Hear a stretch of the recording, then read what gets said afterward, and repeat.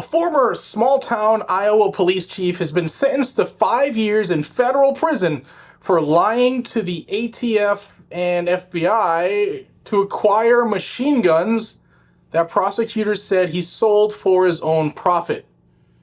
Now, in December of 2022, Adair police chief Brett Wendt, Adair, Iowa, was indicted on federal charges that he abused his position to purchase more than 24 machine guns.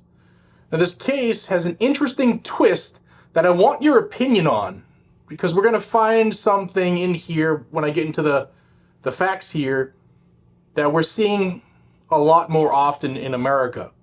First off, if you think the FBI and the ATF should be dissolved, subscribe to Guns and Gadgets down below and I'll bring you Second Amendment news every single day. And today's video is brought to you by Hidden Hybrid Holsters. They're patriots that make a product that helps you be prepared and be able to protect yourselves and your loved ones.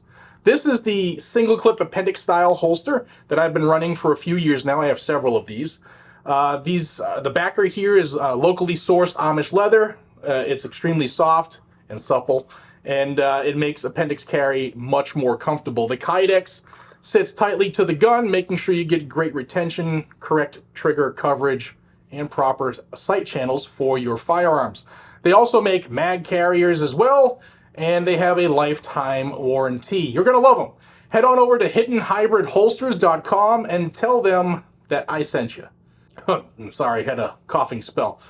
So, former Adair police chief Brad Wendt and another person, Robert Williams, were both charged with making false statements to the ATF about whether the police department wanted to buy these machine guns. Now, according to the FBI Omaha special agent in charge, Eugene Knoll, Brad Wendt was charged with exploiting his position as chief of police to unlawfully obtain and sell guns for his own personal profit. Now, court documents say that Wendt bought 10 machine guns for the police department and later sold several of them rather, for a profit. Now, the prosecutors said that altogether, Wendt tried to purchase or demonstrate 90 machine guns for the Adair Police Department since 2018. The authorities also said that he bought machine guns for the police department and then sold them for almost $80,000 in personal profit. The trial evidence showed that he bought machine guns for his gun store, including a .50 caliber machine gun that he mounted on his armored Humvee. Now, former Chief Wendt was convicted in February of making false statements to the ATF, conspiring to do so, and illegal possession of machine guns. He was sentenced on Monday last week to 5 years in federal prison. Now, here's the odd part. Wendt's attorney, Nicholas Kleinfeld, said this, quote, "The jury had acquitted Mr. Wendt of ever attempting to deceive the ATF in any way. Yet the government was allowed to convict Mr. Wendt based on an interpretation of the law that has never before been applied by any court, and that we believe was incorrect. We look forward to the opportunity to appeal this case and continue to believe Mr. Wendt will be vindicated at the end of the day." Being acquitted, yet still being convicted of breaking a law that has never been applied before due to an interpretation. Reinterpretation. Does that sound familiar? We've been seeing a lot of that lately. But I believe ATF doesn't get to reinterpret the Constitution. In fact, I'll die on that hill.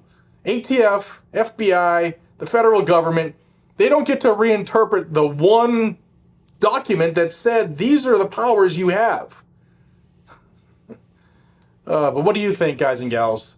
Let me know down below what do you think about this scenario. And I'll say this. Former Chief Wendt, what he was doing in buying the machine guns or getting demos and then utilizing them on his own or whatever he was doing, it's probably not rare. It's probably happening a little more than people would think. But again, what do you think about this scenario down below? Should ATF be able to just reinterpret their way to convicting people, regardless of who they are and what their standing is in the community? I think it stinks.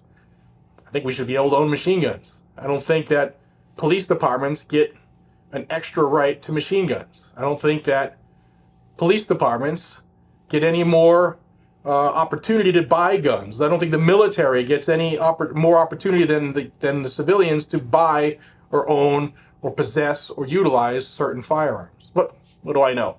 Let me know what you think down below, and I appreciate each and every single one of you. Thank you for watching Guns and Gadgets. If you like information on the Second Amendment, no matter where it happens in this country, good, bad, ugly, or indifferent, you'll find it here. Subscribe to the channel down below. It's free, and I'll bring you that news. Have a great day. Take care.